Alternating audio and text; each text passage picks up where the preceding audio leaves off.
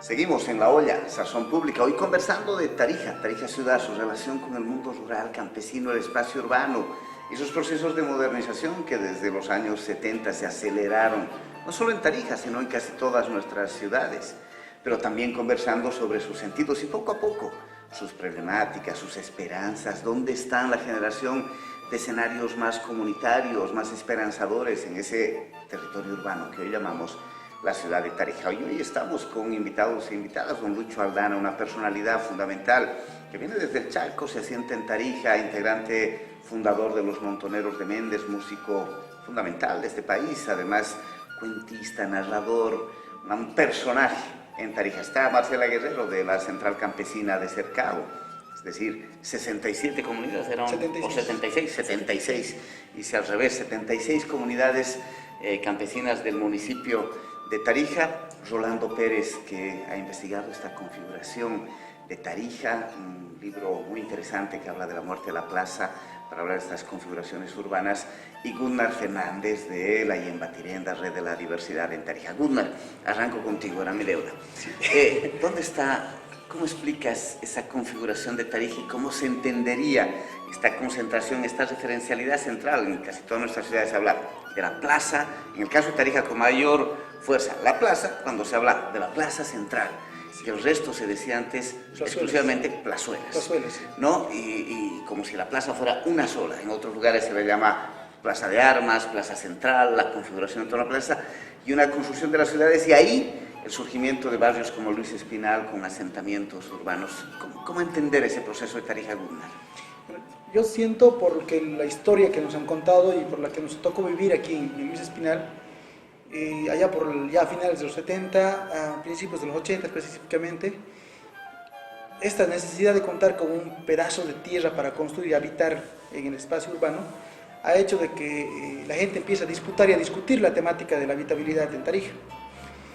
Entonces se encontraron con dos problemas muy fuertes. Uno, el tema del acceso a la tierra, era muy difícil acceder a la tierra, y el otro, que aparte de acceder a la tierra, las políticas públicas en Tarija no estaban hechas para que más gente llegue a habitar este lugar. Es decir, Tarija no pasaba más allá de lo que hoy es el barrio La Pampa, si no estoy equivocado, hasta por ahí nomás llegaba a finales de los principios de los 80. Cuando decimos La Pampa, para la gente que no sabe, donde está el Estadio Cuarto Centenario y el Hospital Obrero, los más para los puntos referenciales, ¿no? Ahí terminaba la ciudad. Y toda la gente que empezó a venir a migrar fundamentalmente de los espacios mineros antes de la relocalización del 85, ya había gente que empezó a migrar de las minas, y esta gente empezó a vivir como inquilinos generalmente en lugares como la Loma, la calle, todo lo que es la calle Cochabamba, parte de la villa que se estaba aquí emergiendo con fuerza. Cuando dices la villa, estás hablando de Villa Baroa. Villa Baroa. Bueno, ahora hay más villas, ¿no? No, el alcalde ya no los llama villas, son barrios ahora, ¿no? Está en el libro del Rolando. Bueno, sin salirme de contexto, entonces esta necesidad ha hecho que se nazca la Federación de Inquilinos, entonces, la Federación Departamental de Inquilinos, para disputar estos dos escenarios, estas dos partes de la negociación con el Estado. Primero, necesitamos acceder a tierra y necesitamos que las políticas públicas nos permitan acceder a ella. Era disputar lo público, el uso y la gestión de la tierra para hábitat urbano a los municipios. Entonces, el 83 nace como señal de necesidad urgente de contar con tierra, el primer asentamiento el 15 de noviembre, y el 85 en este barrio, Luis Espinal. Pero hay un fenómeno interesante de todo esto, ¿no? La cantidad de gente que había llegado a Tarija ha hecho de que era ya insostenible vivir en el centro de la ciudad. Lo que decía Marcela hace rato, el casco viejo, como conocíamos aquí. Entonces teníamos necesidad de disputar otros espacios, y este lugar donde hoy está el barrio Luis Espinal, este lugar que era, le decían, aquí decían que el viento llegaba cansado y el diablo había perdido un poncho, ¿no es cierto? Porque era un lugar alejado de la ciudad. Nosotros, para conseguir agua en esos tiempos, teníamos que caminar como unos 40 minutos para conseguir agua, más o menos, ¿no? Porque eran las quebradas que había que subir y bajar para llegar a los puntos de costa. Pero estábamos todavía alejados del centro de la ciudad. Nosotros no íbamos a apropiarnos de víveres a la plaza central, al mercado central, ¿no? Nosotros teníamos que ir hasta el mercado campesino, porque el costo era más barato. Eso significaba atravesar toda la ciudad. Y buses no encontrábamos tampoco. Aquí los micros, bueno, antes solo había trufis, solo iban, daban vueltas alrededor del centro de la ciudad. No ingresaban al centro, pero daban vueltas alrededor. No llegaban hasta los barrios que estábamos emergiendo entonces. El micro más cercano teníamos que caminar 15 minutos de aquí hasta lo que hoy es la iglesia mormón en el barrio Fabril.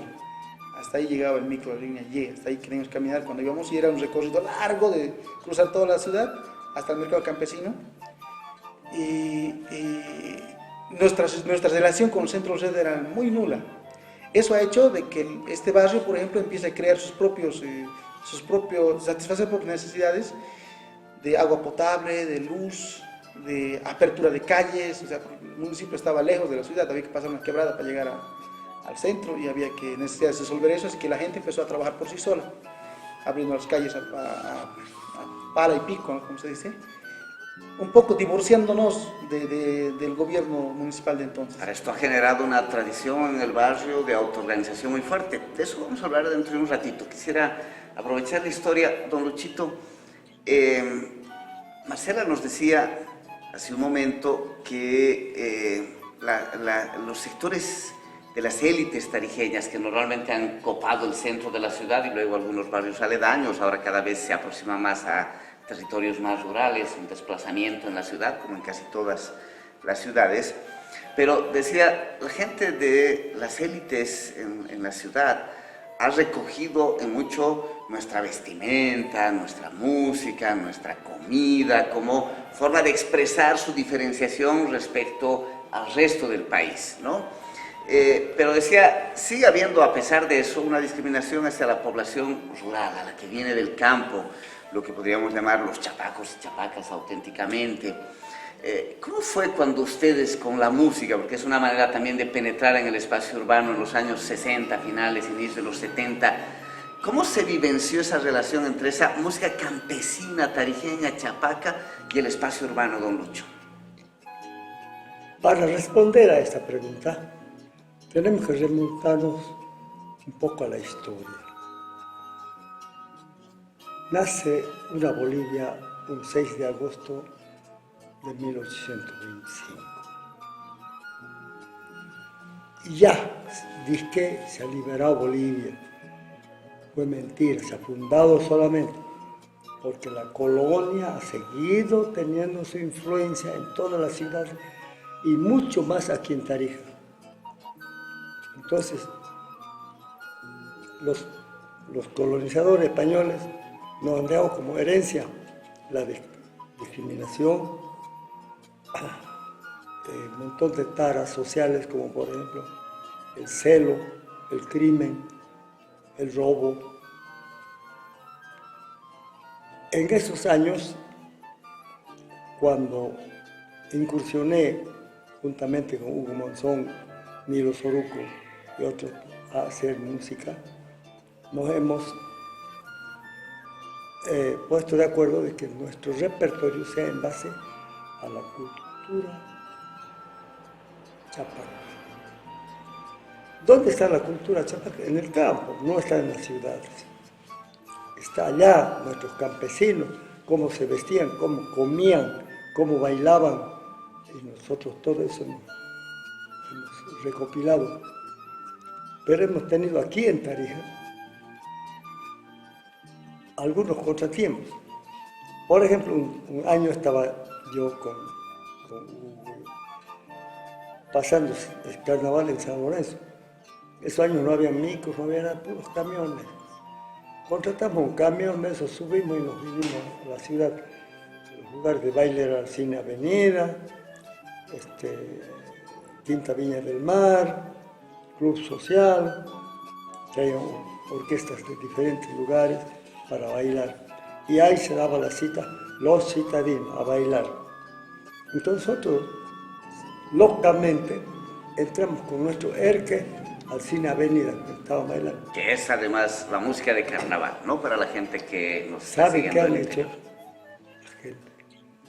Era ignorancia. No era porque eran discriminadores. Ignorancia chicha, bárbara.